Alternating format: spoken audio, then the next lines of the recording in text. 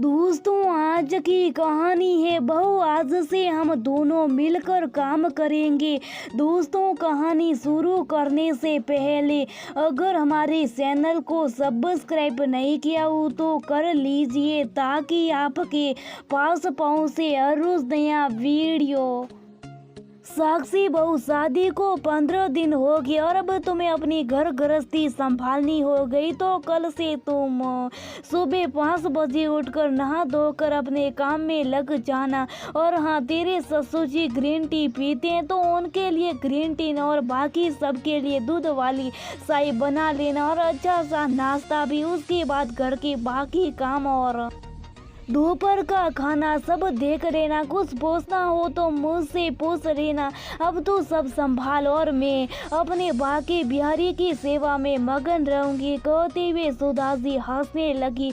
और सुन, हमारे परिवार में बहुत अपनापन और एकता है, सब मिलजुल कर रहते, इसलिए सदा रिश्तों को संभाल कर रखने की कोशिश करना। जी माँ, कहते हुए बेचारी साक्षी ने सिर हिलाया। सासू माँ सुधा जी के सामने तो वो खुश ना कह पाई कि तो बिस्तर पर लेटे लेटे सोचने लगी कि कैसे करूँगी ये सब। परिवार में दादा और दादी, सास ससुर माँ, ससुर जी, ननद और एक बुआ सास जो कि विधवा थी और पति कुणाल थे। इतने लोगों का काम उसे अकेले करना था। शादी के पहले तो पढ़ाई के अलावा माँ सिर्फ खाना ही बना नहीं देती थी। अब शादी की सिर्फ 15 दिन बाद इतनी जिम्मेदारियाँ अकेले कैसे उठाऊं, और फिर ऐसे में मेरी आगे की पढ़ाई का क्या होगा। खैर, सोचते सोचते साक्षी की आंखें लग गई और अगले दिन घड़ी के अलार्म के साथ उसकी नींद खुल गई। जल्दी से नहा धोकर झाड़ू लगाकर भगवान की पूजा करने के बाद रसोई में जाकर साक्षी शाही नाश्ते में लग गई। शाही नाश्ता तैयार हुआ तब तक सब सोकर उठ चुके थे और टेबल पर आ चुके थे। सबने सुधा की बनाई हुई शाही, पोहे और समोसे की तारीफ की। ये सुन सुधा खुश हो गई। तब सुधा जी ने कहा, बेटा बर्तन का और बाकी काम निपटा कर खाने की तैयारी में लग जाना, क्योंकि तेरे दादा और दादी सासू जी को 11 बजे तक खाना चाहिए। ये सुन साक्षी फिर रसोई में पहुंच गई। उधर कुणाल रसोई में आया और अपनी नई नवेली पत्नी से बोला, क्या यार सुबह से रसोई में लगी हो, हमारे लिए तो मैडम के पास समय ही नहीं। सुन, साक्षी मुस्कुरा दी और बोली, जल्दी से काम निपटा लो वरना देरी हो जाएगी। ठीक है, जैसे तुम्हारी इच्छा, हमारा क्या, हम थोड़ा और तड़प लेंगे तुम्हारी बिना। कहते हुए कुणाल रसोई से बाहर चला गया। सारा काम निपटा खाना खाकर साक्षी 1 बजे जब कमरे में पहुंची तो पड़ोस की मालिनी जी आ गई नई बहू को देखने, क्योंकि वो कुणाल और साक्षी की शादी में ना आ पाई थी। फिर साक्षी को बुलाया गया और बेचारी थोड़ी बातचीत के बाद फिर से शाही नाश्ते में लग गई।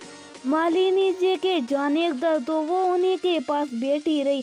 फिर उनके जाने के बाद याद आया कि छत पर कपड़े सूख रहे, झटपट जाकर कपड़े उठा लाई। फिर आराम करने गई तो सुधा जी ने आवाज लगाई कि बहू बेटा 3 बज गए, चाय का समय हो गया।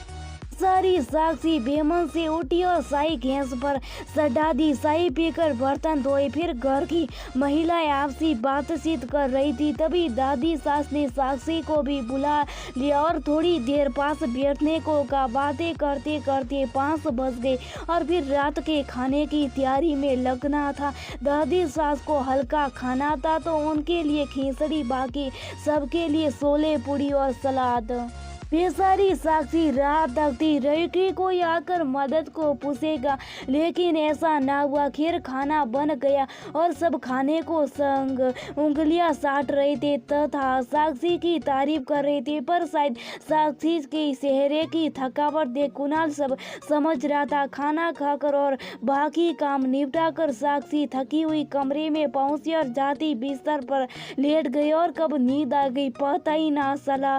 कुणाल ने प्यार से साक्षी के फिर को सेला और वो भी सो गया।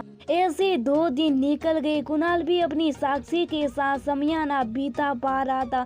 अगले दिन सारे काम निपटा। रात को साक्षी कमरे में पहुंची। इधर कुणाल भी कमरे में पहुंचा। साक्षी का हाथ अपने हाथ में लेकर बोला, बहुत थक गई ना आज। नहीं कुणाल, ऐसा नहीं है, साक्षी बेमन से बोली। मैडम शादी की है तुमसे और माना कि हमारी शादी वो सिर्फ 15 दिन हुए, लेकिन तुम्हारा चेहरा देख उसके पीछे सुबह दर्द को मैं बिन कहीं समझ सकता हूँ। अपने जीवन साथी से इतना स्नेह पाकर हर स्त्री भाव विभोर हो जाती है। वैसी साक्षी भी हुई और रोने लगी। कुणाल ने उसे एक बच्चे की तरह संभाला और चुप कराते हुए बोला कि अब बताओ क्या बात है। कुणाल, शादी के पहले मैं सिर्फ खाना बनाया करती थी, वो भी कभी कभी। मालूम था कि शादी के बाद पर मुझे पर बहुत सी जिम्मेदारियां आ जाएगी, लेकिन ये नहीं सोचा था कि शादी के मात्र 15 दिन बाद ही मुझे सब संभालना होगा और फिर ऐसे में मेरी पढ़ाई का क्या होगा। ऐसा नहीं कि मुझे जिम्मेदारियां निभाने में कोई परेशानी है, लेकिन अभी तो सबको ठीक से जान भी ना पाई। और माँ कहती हैं कि हमारे परिवार में एकता है, हम सारे काम मिलकर करते, तभी तो आपस में इतना स्नेह और अपनाप झलकता है। फिर घर के काम में एकता क्यों नहीं। घर का सारा काम सुबह से लेकर शाम तक सिर्फ बहू के जिम्मे क्या ही सही है, वो भी इतनी जल्दी हूँ तो ये बात है मैडम, मैं भी ये सब देख रहा था और मुझे भी ये सब सही नहीं लगा कि घर के प्रत्येक काम के प्रति जिम्मेदारी केवल तुम्हारी हो। माना तुम घर की बहू हो, लेकिन घर सबका है तो जिम्मेदारी भी सबकी होनी चाहिए। लेकिन इस बात में मैं कुछ नहीं बोलूँगा, क्योंकि आज मैं तुम्हारे लिए खड़ा हो जाऊँगा तो तुम आगे भी मुझे से उम्मीद करोगी और सभी अपने लिए कभी कुछ नहीं करोगी। तुम्हें अपने लिए सभी खड़ा होना पड़ेगा। सही शुरू में सबको तुम्हारी बात गलत लगे, लेकिन धीरे धीरे सब समझ जाएगी और घर वालों में प्यार बना रहेगा। और अगर मन की बात किसी को ना बताकर घुटती रहोगी तो रिश्ते निभा तो पाओगी, लेकिन उसे सम्मान ना दे पाओगी। इसलिए अपनी बात रखकर रिश्तों को दिल से निभाना चाहिए, ना कि ताऊ उम्र बोझ बनने देना चाहिए। अच्छा अब सो जाओ, मैं हमेशा तुम्हारे साथ हूँ। Good night. कुणाल की बातें सुन साक्षी ने तय कर लिया कि माँ से बात करनी होगी। अगले दिन साक्षी 6 बजे उठती और शाही नाश्ता होने के बाद सुधा जी ननद बुआ सास और दादी सास के समक्ष अपनी बात बड़ी ही अजब से रखती हैं। दादी सास सुनकर आग बबूला हो जाती है। तब सुधा जी बड़े प्यार से उन्हें समझाती है कि माँ शायद साक्षी ठीक ही कर, अगले घर के काम संभालना बहुत मुश्किल होता, हमने बहुत जल्दी कर दी उसे जिम्मेदारियां सौंपने में। फिर घर के कामों में चलते औरतों को खुद के लिए तो समय नहीं मिल पाता और फिर साक्षी को आगे की पढ़ाई भी तो करनी है। कैसे पर गई वो सासू माँ को अपने पक्ष में बोलता देख साक्षी को थोड़ी राहत मिली।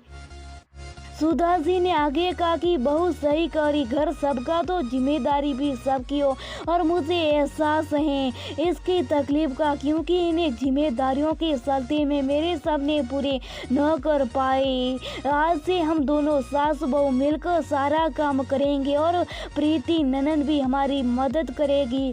आखिर उसे भी तो कभी ये जिम्मेदारी निभानी होगी। तभी बुआ सास बोली, थोड़ी जिम्मेदारी मुझे भी दे दो भाई।